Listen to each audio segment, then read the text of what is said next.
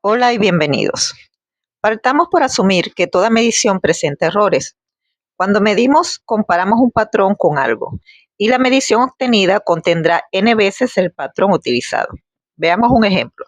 Si quiero medir el largo de una mesa, utilizo una regla y el resultado será la suma de las reglas que abarque todo el largo de la mesa. Este ejemplo es muy rudimentario, pero permite dar una aproximación cercana al largo real de la mesa. Digo rudimentario porque existen instrumentos más precisos, como una cinta métrica. Las veces que coloque las reglas para sumar el largo de la mesa, estaré sumando errores en la medida. Pero, ¿qué son errores de medición? La palabra error es equivalente a equivocación. Científicamente se asocia a incerteza, también conocida o llamada incertidumbre, en la determinación del resultado de una medición, lo que traduce que ninguna medida arrojará un resultado exacto, es decir, el error en la medición de una magnitud nunca va a ser igual a cero, porque siempre va a arrojarse un error cuando hacemos dicha medición. Para cuantificar el error de medición, debemos conocer el valor verdadero o exacto que tiene una magnitud cualquiera y el valor que se obtiene al medirla. La diferencia que hay entre estas medidas nos arrojaría entonces el error de medición. Como siempre vamos a obtener o tendremos errores al medir una magnitud, eso es algo inevitable, debemos tratar de reducir el número de errores.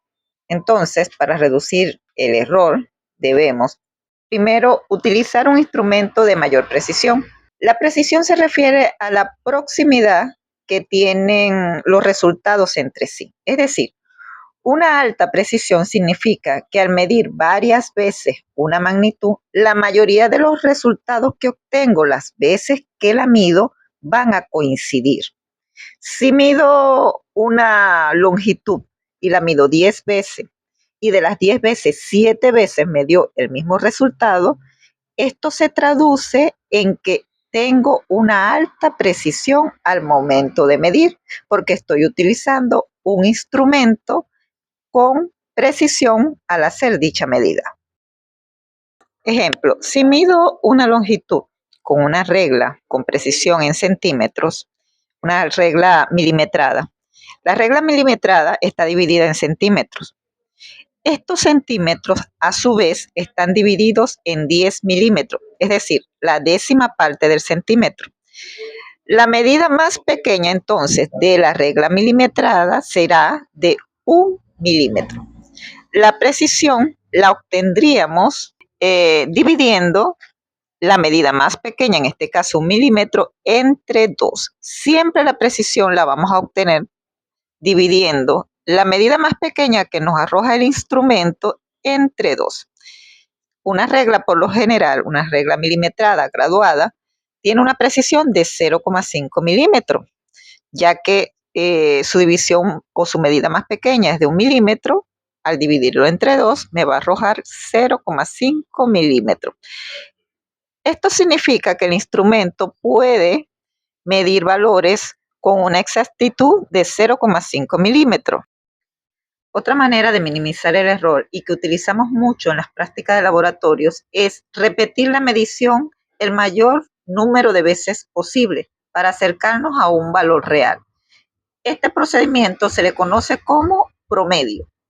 El promedio no es más que una suma, una sumatoria de los resultados que obtenemos cada vez que medimos. Este resultado lo vamos a dividir entre el número de veces que se hicieron las mediciones.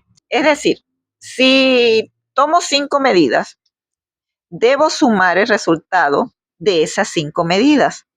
Una vez que lo sumo, lo voy a dividir entre 5, porque 5 fueron las veces que yo hice esa medición.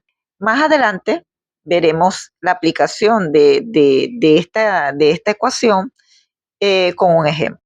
Pero, ¿qué causa los errores en la medición?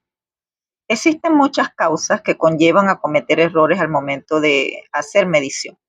Sin embargo, entre las más frecuentes, las que más se hacen frecuentes al momento de realizar medidas, estarían la del error humano, llamado también como error de paralaje.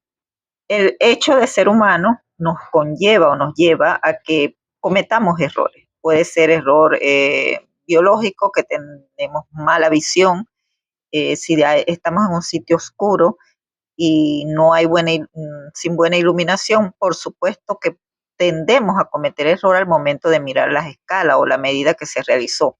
Temblores en las manos, mala ubicación al momento de mirar las escalas. No es lo mismo mirarla de frente como mirarla de lado. Errores sistemáticos se presentan de manera constante a través de un conjunto de lecturas. Estas abarcan los defectos de los instrumentos de medición. No todos los instrumentos de medición son de calidad. Existen mucho en el mercado instrumentos que son réplicas de réplicas de réplicas y que su calidad va disminuyendo. Mientras menos calidad tenga el instrumento, más defecto presentará y más errores, por supuesto, se arrojarán al momento de medir. Lo ideal sería tener instrumentos de alta calidad. Sin embargo, por lo costosos que a veces suelen ser, nosotros debemos procurar de que el instrumento que tengamos no presente errores de defectos de fábrica. Por ejemplo, que tengan abolladura, que tengan corrosión, que no estén bien alineados, que las escalas estén dibujadas o ubicadas correctamente, entre otros. Debemos fijarnos mucho en esos defectos pequeños que traen los instrumentos, dependiendo de su calidad, y que por supuesto influyen al momento de hacer la medida. Otro sería la mala calibración de los instrumentos. Algunos instrumentos de medida requieren ser calibrados antes de proceder a medir. Entre esos, por ejemplo, tenemos la balanza o las básculas. Por lo general, cuando tenemos una balanza de equilibrio, que no son balanzas electrónicas, las electrónicas son más precisas, las balanzas de equilibrio nosotros tenemos que calibrarlas según su contrapeso. Con el contrapeso se debe llevar la línea de equilibrio al cero que indica la balanza. Una vez que está la línea ubicada justamente en el cero de la balanza, el instrumento está calibrado, está en equilibrio para nosotros poder luego realizar las medidas. Tendríamos por último, pero no que sea el último que existe, sino por medio del resumen que estamos haciendo, el error circunstancial.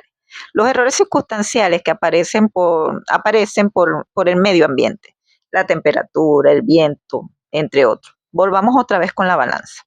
Si nosotros vamos a calibrar la balanza y ya la tenemos calibrada y estamos en un sitio abierto donde hay mucha corriente de aire, el aire o el viento tenderá a mover la báscula y ese bamboleo me vuelve a desequilibrar la calibración que se había realizado. Tendríamos que esperar que deje de bambolearse y que vuelva a un equilibrio para poder hacer la medida. Lo ideal sería que la báscula o el uso de las balanzas se hicieran en sitios cerrados. La temperatura, por ejemplo, afecta mucho los materiales, asimismo la iluminación. De tal manera que el medio ambiente juega un papel importante para poder nosotros realizar medidas adecuadas. El control de estas variables es indispensable para disminuir los errores al momento de medir. Los tipos de errores que se cometen al momento de hacer unas medidas, entre los más importantes, son los que vamos a conocer en esta clase, en este video. Vamos a trabajar con 3 tipos de cuantificaciones de los errores. O sea, los errores pueden medirse, pueden cuantificarse y mientras menos nos arroje, más precisa es la medida, como ya lo hemos visto. Entre estos errores, los más importantes, tenemos el error absoluto. No es más que la diferencia entre el valor medido y el valor de referencia o el valor promedio. Tendríamos también el error relativo, que es el cociente entre el error absoluto y el valor promedio. Y por último tendríamos el error porcentual, que es el error relativo multiplicado por 100%. Vamos a poner estas ecuaciones o estas ecuaciones que nos arrojan los errores en un ejemplo. 5 estudiantes de un salón de física miden individualmente la longitud de un lápiz. obteniendo los siguientes datos. Se pide calcular los errores absolutos, relativo y porcentual de cada medición. Si observan, el cero de la regla coincide con el inicio del lápiz. La punta representa el final de su longitud y no hay una precisión exacta de esta. Como ven, hay como una incertidumbre en saber en dónde termina la punta del lápiz. Conviene realizar entonces varias medidas, las cuales, para este ejemplo, están entre 9,70 y 9,80 centímetros. Antes de todo, es necesario calcular el valor referencial o el valor promedio de la medida. Con la fórmula de promedio, la cual nos dice que sumemos todos los valores medidos y su resultado lo dividamos entre el número de medidas. En este caso, hay 5 medidas. Sumadas dan 48,7 centímetros y que al dividirlas entre 5, que son las veces en que se midió, nos da un valor promedio de longitud del lápiz de 9,74 centímetros. Este valor, 9,74, es el que nosotros vamos a asumir como el valor verdadero o el valor promediado. Ahora procedemos a calcular el valor del error absoluto de cada medida realizada, utilizando la fórmula que nos dice que el error absoluto es igual al valor medido menos el valor promediado. En este ejemplo, obtenemos los siguientes resultados. Si se fijan, los resultados deben ser en valores absolutos, es decir, si la resta les da negativa, solo debe considerarse el valor del número, el valor del cálculo, no el signo. Los errores obtenidos para este ejemplo están entre 0,04 centímetros y 0,06 centímetros. Es importante que tengan claro que es el valor absoluto, porque vamos a obtener el error absoluto. El signo en la resta no se considera. Podemos, para agilizar los cálculos y obtener una estimación más confiable, calcular el promedio del error absoluto, utilizando nuevamente la fórmula de promedio. Sustituimos entonces los valores de los errores obtenidos, los sumamos y su resultado lo dividimos entre el número de medidas, que para este ejemplo son 5. El resultado nos da que el error absoluto de la longitud medida del lápiz es de 0,05 centímetros. La medida queda definida con el valor promedio más o menos el error absoluto promediado.